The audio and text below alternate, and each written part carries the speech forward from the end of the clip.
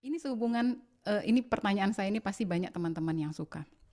Sehubungan dengan, kalau tadi ada seseorang yang dia takut kecoa, tapi ini hanya muncul kalau sendirian, lalu kalau ada orang banyak, dia bisa dengan tenang mengatasi kecoa.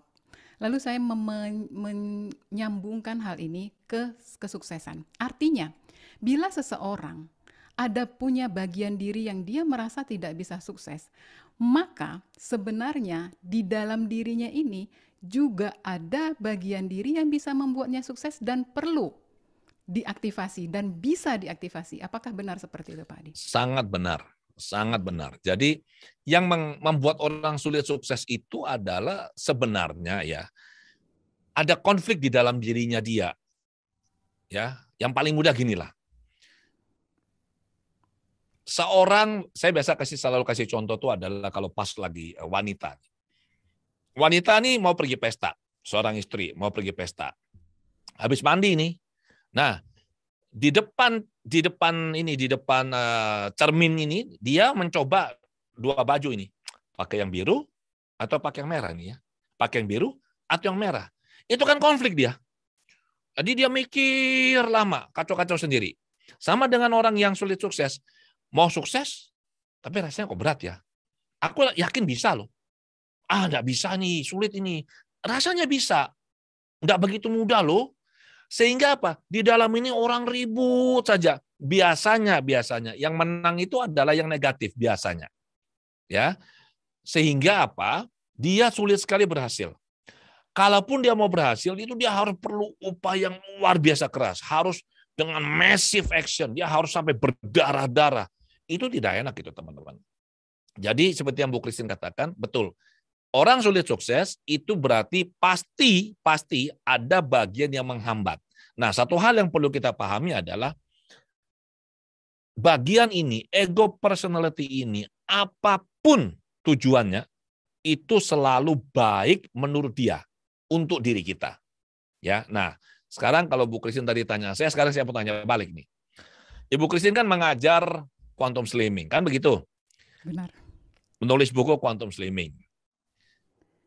Pernah nggak ketemu, jumpa klien atau peserta pelatihan yang berat tubuhnya naik turun kayak yoyo atau sudah diet susah sekali untuk turunkan berat badan?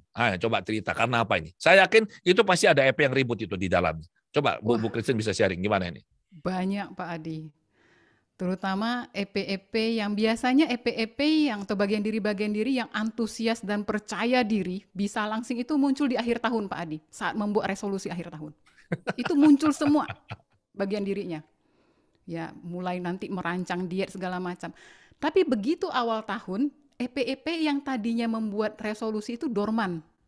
Oke. Digantikan yang suka makan, yang suka liburan, jalan-jalan, yang mager, yang rebahan, digantikan hal tersebut. Itu yang membuat yoyo. Nah, lucunya lagi ada ini dalam rentang waktu 1 minggu.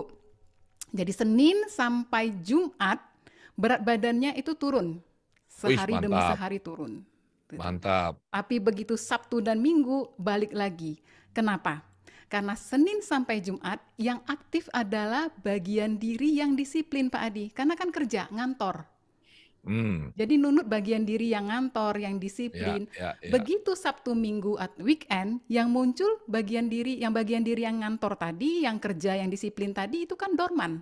Digantikan dengan bagian diri yang suka jajan, suka ngemil, nonton, bermalas-malasan dan sebagainya. Akhirnya di Sabtu Minggu itu berat badannya naik. Itu saja contohnya, gitu. Itu kan konflik.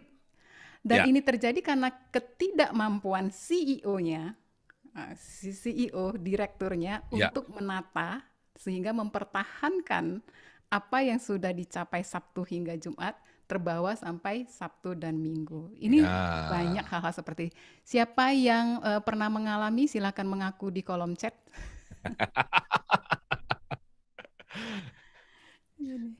Itu luar biasa sekali. Oke, kalau sudah ada pertanyaan lainnya dari panitia silakan ditampilkan ya. Sambil ini sebenarnya sudah banyak sekali pertanyaan ya. Atau banyak. Panitia saking banyaknya bingung kali mensortirnya ini. Oke, sudah muncul. Silakan, permisi, ya silakan. Saya ingin tanya, kalau kita punya kebiasaan buruk dan kita ingin berhenti, tetapi ketika ingin berhenti ada bagian diri yang menolak untuk berubah. Terkadang bagian diri tersebut mengancam supaya tidak berubah. Lalu apakah yang harus dilakukan? Apakah bagian diri pengamat harus tetap tegas dan berubah dan abaikan saja bagian diri yang tidak mau berubah dan mengancam ini? Terima kasih sebelumnya.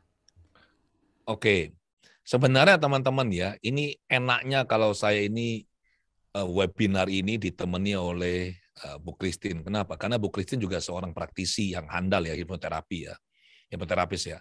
Jadi sebenarnya pertanyaan ini saya bisa kasihkan Bu Christine untuk Bu Christine jawab sebenarnya. Pasti jawabannya sama dengan saya ya, karena kami sama-sama teknik terapinya sama.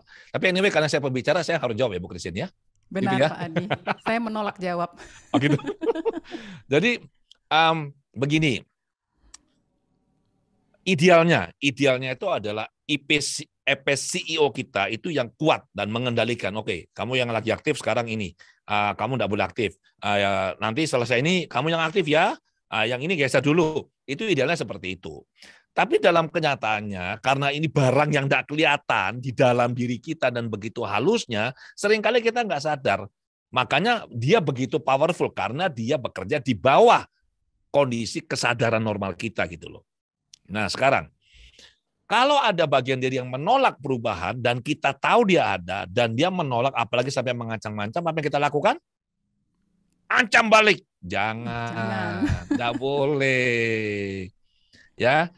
Bagian diri ini kita perlu respect, kita hormati, kita cintai, kita perlakukan dengan lemah lembut ya. Mengapa?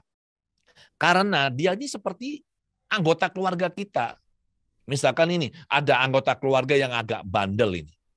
Agak nakal, atau anak lah. Anak lagi nakal, atau bandel, atau ngambek lah. Masa tiba-tiba langsung, udah kamu gak usah pergi. Kalau perlu gue tembak lu. Kan enggak begitu. Kita harus panggil ada apa. Kenapa kok kamu seperti ini? Apa yang bisa dibantu? Mungkin dia lagi cari perhatian. Mungkin ya. Jadi biasanya si EP itu kalau dia bikin masalah, itu sebenarnya dia ingin menyampaikan sesuatu pada kita. Jadi kita perlu mendengar keluhannya. Seperti kita bicara sama orang dewasa gini, ada apa sih? Nah, di EP-nya bisa marah-marah nih. Ya kita dengarkan, jangan ikut marah, nggak boleh. Kenapa? Jangan ngancam EP, jangan kita berkata kasar, nggak boleh. Ya. Nah, kalau kita sudah mendengar keluh kesahnya dia dan kita bisa menawarkan solusi, case close. Kasus selesai.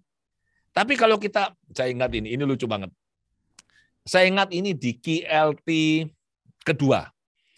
KLT kedua itu berarti di bulan Maret tahun 2009. Saya ingat betul itu. Ada seorang ibu, saya sudah mengajarkan teknik EP kan, tapi tidak secanggih yang sekarang yang di KLT ya. Itu di awal-awal saya mengajar. Saya bilang, Bu, ini kalau sama EP tidak boleh dikasarin ya, ibu harus sabar. Ya Pak, tapi ada tuh yang kurang ajar sama saya itu. Dia bikin susah hidup saya. Ya saya tahu. Ibu perlu sabar sama dia ya. Nanti ibu panggil dia muncul, ibu aja ngomong. Paham Ibu? Paham Pak? Dalam proses mereka melakukan self healing, tiba-tiba ada gini, begitu. Saya bilang, kenapa nih orang ini? Setelah itu saya bilang, Bu, kenapa Bu? Pak, saya dicekek sama EP saya, Pak. Lah, apa yang ibu lakukan? Saya marahin dia. Lu kenapa ibu marah? Lah dia kan yang bikin gara-gara, Pak. Hidup saya jadi susah. Loh, Bu, sudah saya kasih tahu nggak boleh dimarahin. Tapi gara-gara dia hidup saya susah. Saya bilang, nggak boleh dimarahin. Ya akhirnya saya harus turun tangan bantu.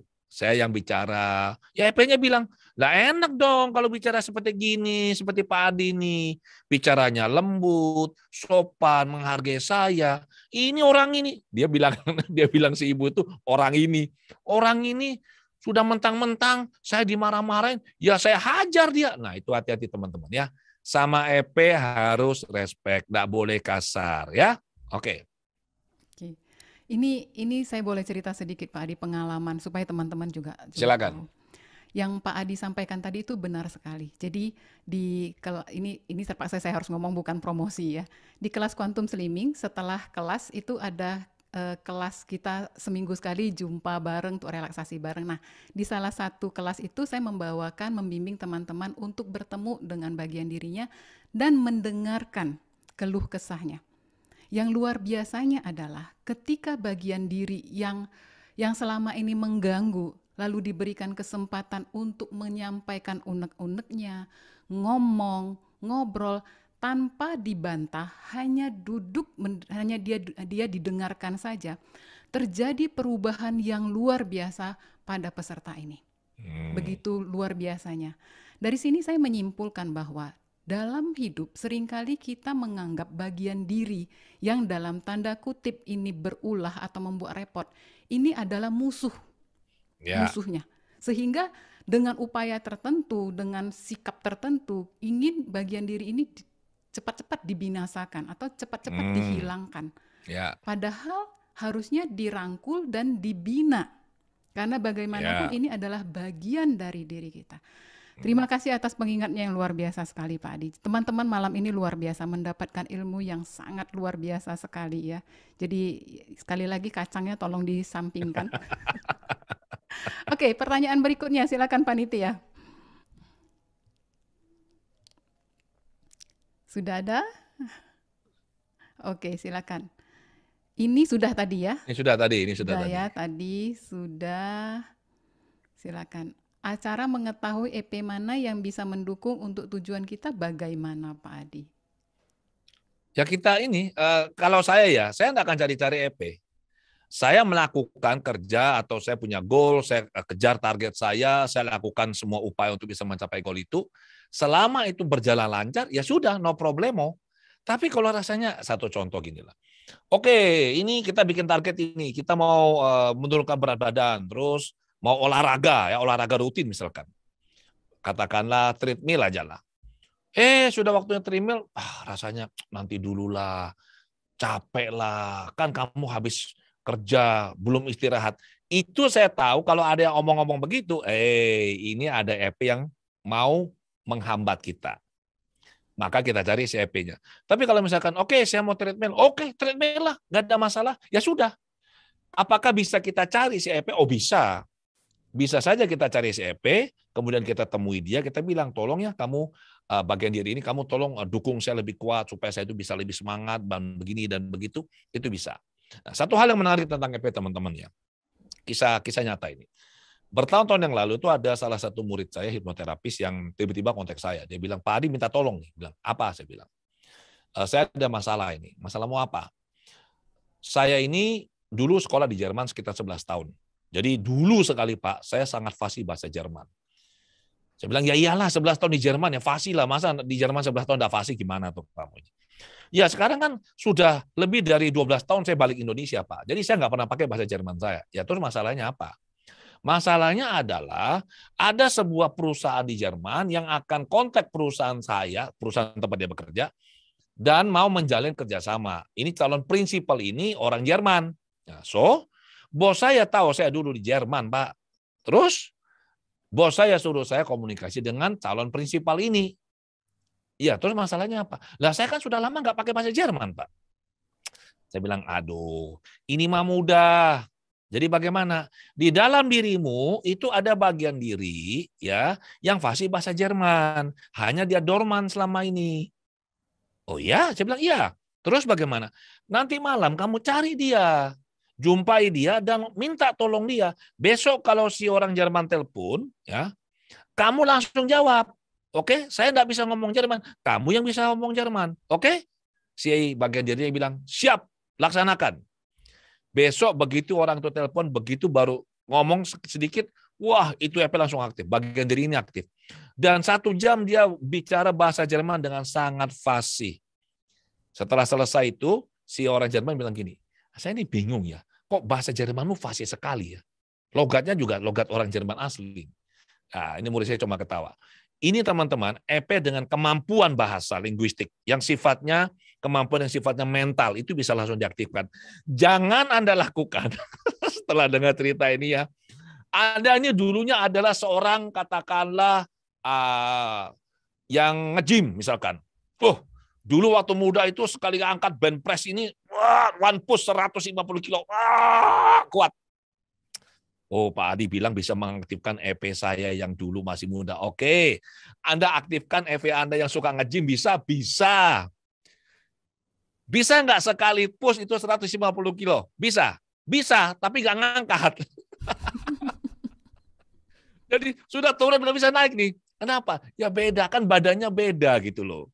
Atau Anda dulu pesenam, waduh, dulu pesenam tuh bisa bisa kayang, bisa putar-putar, salto di belakang, duk itu hebat banget ya. Dulu, setelah 20 tahun kemudian Anda sekarang ini nggak pernah latihan. Oh, Pak Adi bilang bisa mengaktifkan EP saya. Oke, diaktifkan. EP-nya aktif nggak? Aktif.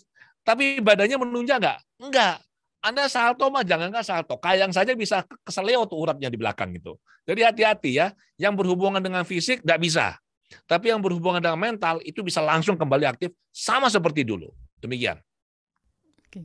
Saya jadi ingat istilah yang sering Pak Adi sampaikan bahwa pikiran kita ini, pikiran manusia itu bersifat digital, tapi kalau tubuh itu bersifat analog. Analog. Ya. Jadi kita perlu bijaksana untuk menggunakan si tubuh yang menjadi medium bagi aktifnya ego personality ini, Benar. sehingga kita tidak tidak keliru gitu ya, tidak malah cedera. Tadi sedikit Pak Adi Pak Adi menyinggung soal kesuksesan. Banyak orang ketika dia tidak sukses itu ini dari pengalaman dari ruang terapi Pak Adi, sekedar berbagi untuk teman-teman di sini. Ketika dia tidak sukses, yang dia salahkan tuh pikiran bawah sadarnya. Ketika dia tidak sukses atau belum sukses, yang dia salahkan tuh bagian dirinya. Padahal setelah digali, ternyata orang ini tidak membuat perencanaan atau blueprint atau peta kehidupannya. Enggak. Misalnya, cuman ditanya dia punya goal itu financial freedom, Pak Adi. Oh. Pertanyaannya adalah apa yang dimaksud dengan financial freedom? Dia nggak jelas. Tahu. Nggak jelas. Benar, nggak jelas. Jelas gitu. Setuju. Jadi, dan ketika dia tidak bisa mencapai financial freedom, dia menyalahkan pikiran bawah sadarnya, dia menyalahkan bagian dirinya, dan secara aktif dia melakukan hal tersebut. Nah, pertanyaan saya Pak Adi, apakah untuk orang yang seperti ini, sudahlah dia tidak tahu atau dia tidak punya goal yang jelas, kemudian dia menyalahkan pikiran bawah sadarnya, dalam hal ini ada dia menyalahkan bagian dirinya, apakah hal ini malah membawa keburukan bagi si orang ini? Ya, jadi begini, bawah sadar itu ya EP atau bagian diri ini, oke, sedikit agak teknis ya. Kita bisa melihat pikiran bawah sadar itu sebagai satu unit. Atau kita bisa mendekati si bawah sadar ini sebagai satu unit yang terdiri dari banyak subunit.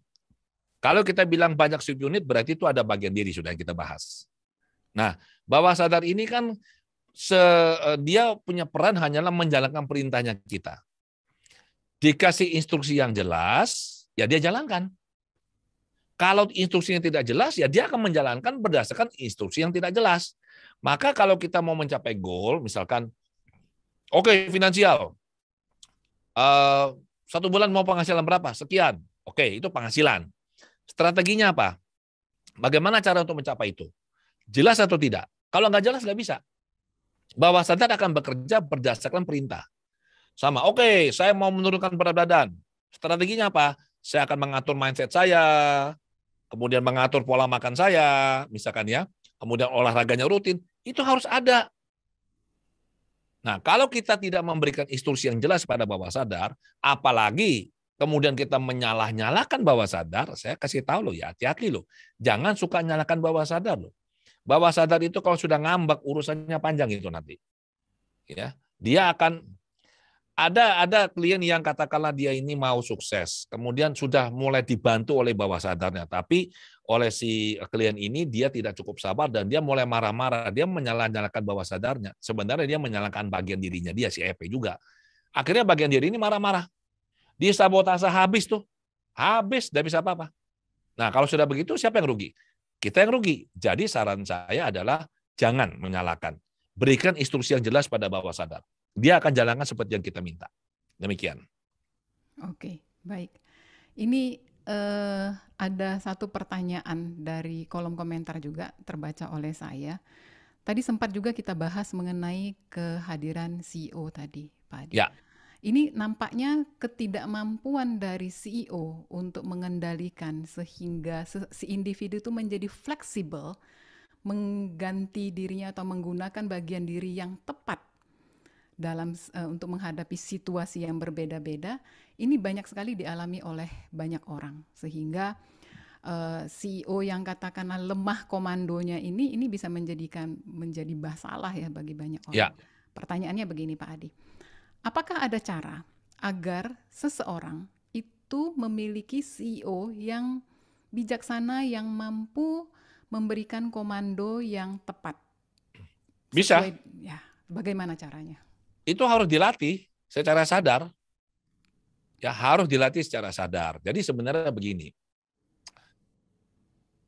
Pada saat kita mengaktifkan satu EP atau satu bagian diri ini, jadi semakin sering sebuah EP itu aktif atau diaktifasi, maka dia akan semakin kuat. Mudahnya ginilah, kalau ini agak susah, contohnya begini saja. Kalau misalkan seseorang, katakanlah anak kecil lah, yang nggak pernah main game sebelumnya, kemudian dia dikasih main game sekali, itu muncul satu bagian diri yang suka main game kan, Betul. tapi itu belum kuat. Ya. Tapi kalau sering-sering dikasih main game terus, lama-lama bagaimana? Dia akan menjadi sangat kuat.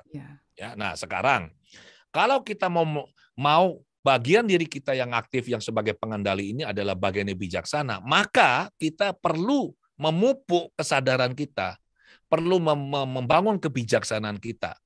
Cobalah bacalah buku-buku yang baik, ya buku-buku yang sifatnya itu mencerahkan, kemudian nonton video yang bagus, ikut webinar yang bagus seperti ini salah satunya, atau mungkin yang lain diselenggarakan oleh teman-teman, di mana itu membuat kita, wawasan kita tuh bertumbuh dan berkembang. Dengan sering-sering aktif bagian ini, maka dia menjadi semakin kuat.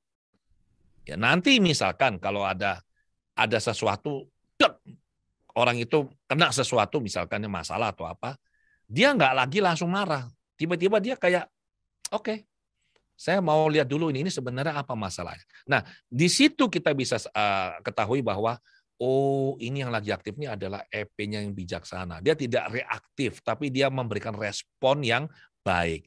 Tidak lagi sembarangan begitu loh. Demikian Bu Christine. Oke. Baik, terima kasih Pak Adi. Ini mengingatkan kita ya teman-teman bahwa untuk mencapai sebuah kondisi itu tidak bisa terjadi begitu saja, melainkan harus ada sebuah pelatihan yang berkesinambungan. Jadi sebuah hasil yang kita peroleh itu adalah sebenarnya terjadi karena rangkaian proses. Ya. Jadi di era di mana saya pikir ini adalah era di mana kita mendapatkan segala sesuatu itu secara singkat dan secara instan. Ini mengubah perilaku manusia. Saya ingat dulu kalau kita mau belajar kita harus baca satu buku. Sekarang belakangan ada YouTube yang bisa memberikan edukasi tetapi panjang durasinya.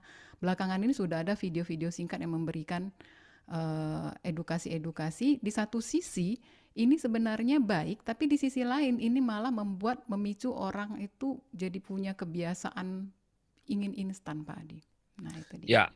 Itu yang perlu teman-teman hati-hati ya. Jadi sekarang ini zaman instan, tapi instannya tidak baik kalau menurut saya. Teman-teman coba, Anda sadar nggak? Kita ini diprogram oleh media sosial dengan apa? Fokus kita harus pendek, nggak bisa panjang sekarang. TikTok itu cuma berapa menit, betul? 3 menit paling. 3 menit maksimal. Terus video di IG itu berapa menit maksimal? 1 menit, 30 detik, 1 menit. Nah, tuh. Jadi kita ini dikondisikan, dibiasakan itu hanya bisa sekitar beberapa menit saja, 1 menit, 1,5 menit, 1 menit, 1,5 menit. Christine masih dengar suara saya? Suara Pak Adi masih ada, jadi hanya di ini yang di freeze, hanya di layar utama yang freeze. Iya. Oke, enggak apa-apa. Jadi gini, nah yang terjadi adalah teman-teman, karena terlalu sering kita nonton videonya pendek, apa yang terjadi kemudian? EP yang maunya instan dan pendek itu makin lama makin kuat. Ya. Akibatnya kalau nanti teman-teman itu misalkan nonton video edukasi yang durasinya 30 menit atau 1 jam, udah nggak sabaran. Aduh, kok lama sekali sih? Aduh, seperti itu. Atau cobalah Anda membaca buku. Saya lihat, saya tidak tahu, tapi yang saya bisa rasakan adalah kalau dulu itu saya kalau baca buku itu ratusan halaman itu tuh dalam seminggu itu bisa selesai. Cepat sekali. Saya baca fokus ya, buku 300 halaman, 400 halaman itu kalau menarik 1 minggu selesai itu. Sekarang ini beda. Sekarang ini tuh nanti baca taruh dulu, baca taruh dulu. Saya lihat, waduh ini nggak benar ini. Saya mau kembali lagi seperti zaman dulu. Saya perlu membaca buku dan buku ini bisa dibaca untuk waktu yang panjang, termasuk buku-buku yang berat. Itu saya maunya seperti itu. Nah, ini saya harus menjaga diri saya untuk tidak boleh terlalu sering nonton video-video pendek yang katanya edukatif, tapi sebenarnya menurut saya kurang. Kenapa? Dia tidak memberikan hal yang sifatnya mendalam, benar nggak? Itu hanya yang sifatnya superficial, hanya di permukaan saja itu. Makanya itu yang orang bilang, banyak orang bisa membaca atau belajar, tapi dia tidak mengerti begitu. Ya, tahu tapi tidak paham. Nah, itu beda, betul. Tahu tapi tidak paham, setuju saya. Nah, hal-hal seperti itu. Jadi, ini pengingat kembali ya bagi kita ya teman-teman. Silakan dari panitia jika ada sudah masuk pertanyaan yang lainnya, tapi nampaknya nggak bisa ditampilkan karena layar utamanya freeze ya. Saya bacakan saja dari kolom komentar langsung ya. Ini tadi yang sudah CEO sudah, kemudian ini bersih, oke.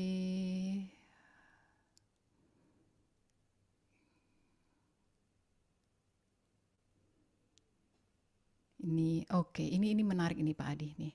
Selamat malam Pak Adi, saya ingin menanyakan bagaimana menyadarkan bagian diri yang tidak mau menerima kenyataan atas kehilangan papa saya.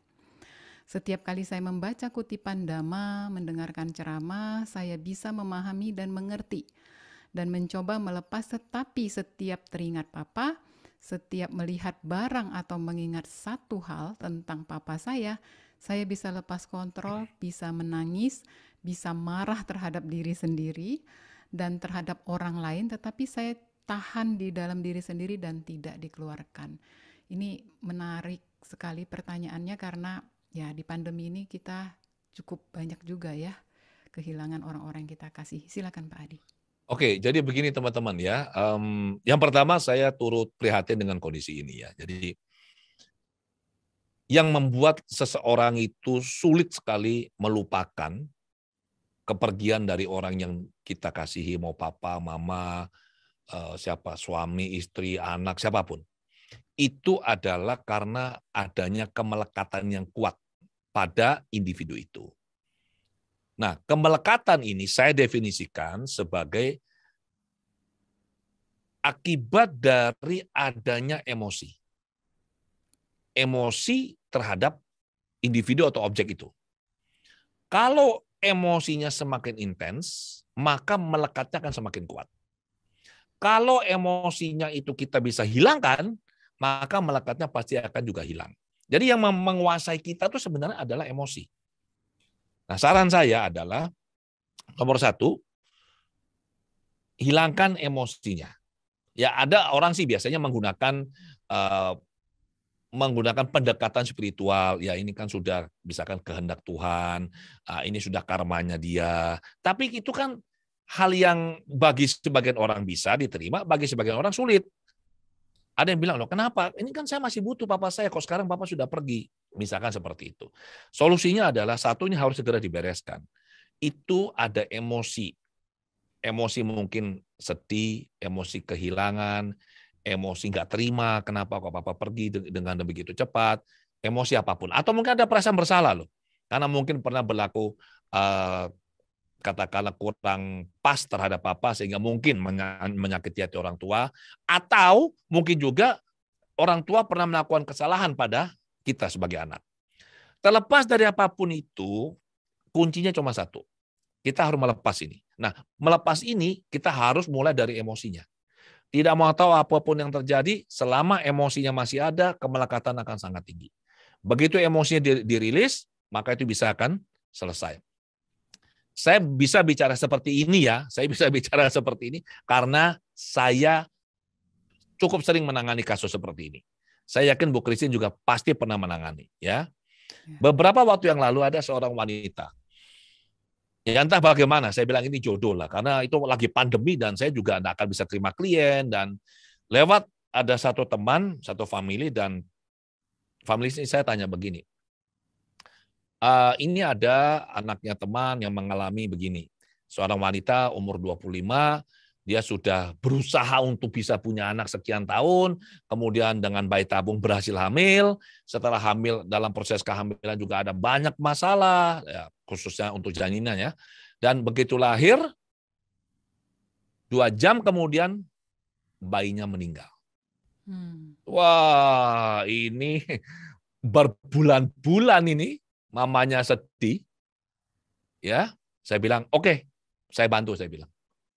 Saya kasih waktu, kita ketemu lewat Zoom saja. Nggak usah ketemu offline karena kondisi itu pandemi lagi peak itu saya bilang ya. Prinsipnya sama. Yang saya proses adalah emosinya. Setelah emosinya clear, semuanya sudah bersih, barulah dia bisa menerima, ya ini pasti Tuhan punya rencana. Barulah setelah itu, sebelumnya di pikiran sadar dia bilang, ya Tuhan punya rencana, ini pasti demi kebaikan anaknya saya, misalkan begitu. Ini di sini loh. Tapi yang di sini nggak bisa. Ada yang tanya, apakah pakai teknik THT? Betul, pakai THT, kelar itu. Kemudian di KLT akhir tahun kemarin, ada seorang ibu yang ikut pelatihan KLT, kemudian di saat break itu dia bilang, Pak Adi bisa minta tolong. Dia bilang, apa Ibu? Saya ini sudah 1,5 tahun Pak, 18 bulan itu terus berduka karena suami saya meninggal. Suami saya meninggal, ini suami yang sangat saya kasihi, Pak, orang yang baik sekali, meninggalnya karena mengalami suatu musibah lah ya. Jadi suaminya meninggal di pangkuannya dia. Saya bilang, oke Ibu, saya ceritakan hal yang sama, itu karena ada gini loh, ada satu bagian diri yang mau mengikhlaskan suaminya sudah berpulang. Tapi ada satu bagian diri yang dalam bahasa Inggrisnya masih gandoli. Bu Christine ngerti gandoli nggak? Mengerti, Pak Adi. Itu bahasa Inggris yang gandoli gitu kan. Jadi terasa berat sekali, nggak mau lepas. Satu mau, satu nggak mau. Dia bilang, Pak Adi saya harus bangkit ini. Karena ini tidak baik untuk hidup saya. Ini mengganggu, saya tahu ini nggak baik. Oke, saya bilang, apa yang sudah Ibu lakukan? Saya sudah lakukan ini, saya sudah doa, saya sudah macam-macam. Saya bilang, Bu, satu yang Ibu belum lakukan. Apa? Ibu merilis emosinya. Saya proses teknik dengan THT, selesai. Begitu selesai, saya bilang, coba ingat lagi suami Ibu bagaimana? Udah nggak apa-apa, saya sudah bisa senyum, Pak. Saya bisa melihat dia bahagia di surga sama Tuhan. Oke, begitu selesai, saya pikir, sudah selesai tugas saya. Saya mau coffee break sekarang. Tiba-tiba lagi, Pak, ini teman saya juga nih Pak, suaminya baru meninggal 12 bulan yang lalu. Oke, saya proses lagi sekali. Begitu selesai, satu lagi, Pak, ini teman saya lagi, suaminya baru meninggal 6 bulan yang lalu. Itu ada yang kena jantung, ada yang kena COVID, macam-macam. Nah, teman-teman, yang terjadi adalah simple. Ada bagian diri yang sudah mau mengikhlaskan, tapi ada bagian diri yang tidak mengikhlaskan. Jadi ada dua nih. Yang tidak mau mengikhlaskan ini memegang banyak emosi terhadap si mendiang ini. Jadi bagaimana? Ya kita rilis emosinya, sesimpel itu. Setelah kita rilis, sudah plong, barulah kita bisa melakukan pendekatan spiritual. Ya ini sudah kehendak Tuhan, Tuhan punya rencana yang terbaik, saya percaya semua yang dilakukan, yang saya alami, pastilah atas ridho atau kehendak Tuhan. Baru saat itu bisa diterima, tidak di sini, tapi di sini. Teman-teman, case close secepat itu. Ya, jadi baik dengan wanita si ibu muda ini yang anaknya meninggal 2 jam setelah dilahirkan, termasuk juga dengan peserta KLT 3 orang itu yang suaminya meninggal karena berbagai alasan ya. Itu kita bisa bantu. Termasuk Anda, ya penanya tadi, kalau Anda punya emosi terhadap orang tua, Anda rilis dengan teknik yang tepat. Bisa pakai THT salah satunya. Demikian. Ya. Jangan sampai terjadi yang namanya seperti Pak Adi pernah tuliskan tuh adiksi emosi negatif. Artinya dia adiksi terhadap kesedihan. Gitu. Karena kalau kesedihan ini dirilis, artinya dia pikiran bawah sadar kehilangan satu konten. Nah, Bukankah indah ketika emosi negatif ini dilepas, Anda mampu melihat wajah almarhum atau almarhumah itu tersenyum. Itu jauh lebih indah ketimbang mengingat kesedihannya.